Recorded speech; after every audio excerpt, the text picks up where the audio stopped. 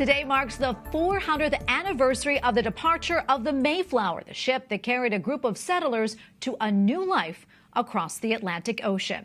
Dignitaries from the UK, the Netherlands, and the U.S. gathered in Plymouth to mark the occasion, including the launch of a new Mayflower. Unlike its wooden predecessor, the vessel is a sleek, high-tech trimaran powered by the sun and steered by artificial intelligence.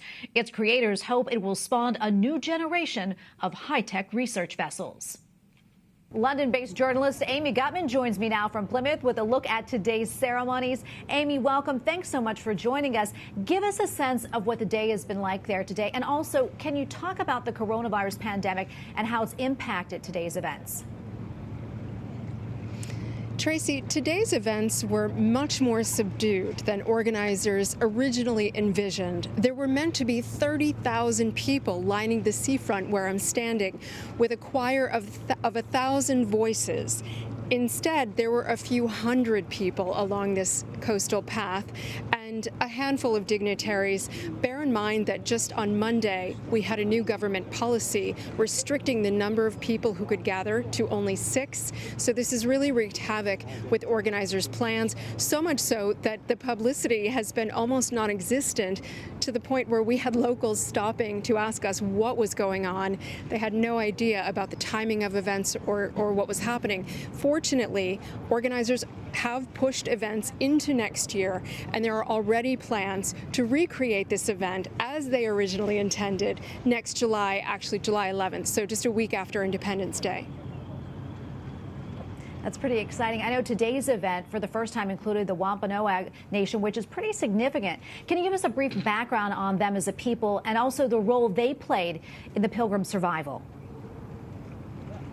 Of course, it's important to note that the reason why it's so significant is two. One is the role that they played with the Pilgrim's survival, which I'll get to in one second. But the other really important part here is the fact that previously they had never been invited to participate in these kinds of commemorations without conditions being applied by organizers. And those conditions were that the Wampanoag whitewash or gloss over, if you will, some of the difficult history about the relationship between the Wampanoag and the Pilgrims that ultimately led to conflict between the two, and also led to the demise of largely of the Wampanoag.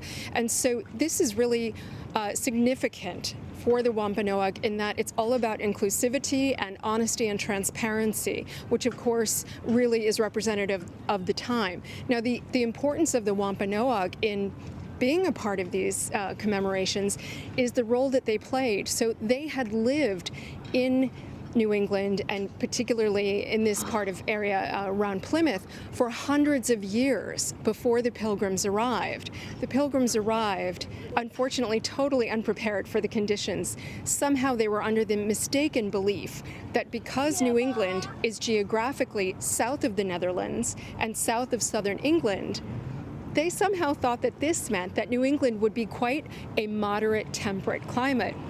Of course, nothing could be further from the truth. So they arrived in Plymouth just 6 weeks before the dead of winter with no food, no supplies, and no idea how to survive in this very difficult winter climate. And the Wampanoag really helped them to learn how to farm, learn how to cultivate, and really provide for themselves in these conditions.